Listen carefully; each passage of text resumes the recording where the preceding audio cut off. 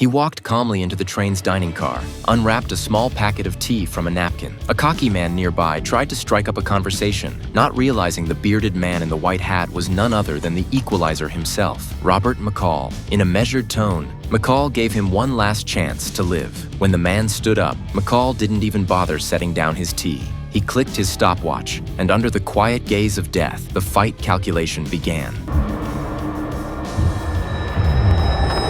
The train was moving through Turkey, and McCall had spent 3 days tracking this sadist who had kidnapped his own 7-year-old daughter to punish his ex-wife. 10 seconds later, the fight was over. McCall's white shirt and hat were still spotless. He walked up to the shaken man, sat down, and said, "When I told you to give the child back to her mother, that was your last chance." Another act of cross-border redemption was complete. Meanwhile, in Brussels, Belgium, a CIA agent came home and was horrified by what he saw. His wife was being held at gunpoint. Before he could react, 2 large men stepped out of the shadows. One of them blocked the doorway, and without warning, the wife was shot dead in terror. The agent barely had time to process the shock before a gun was forced into his hand. Looking back one last time at his wife's lifeless body, his eyes fell on a photo of their son.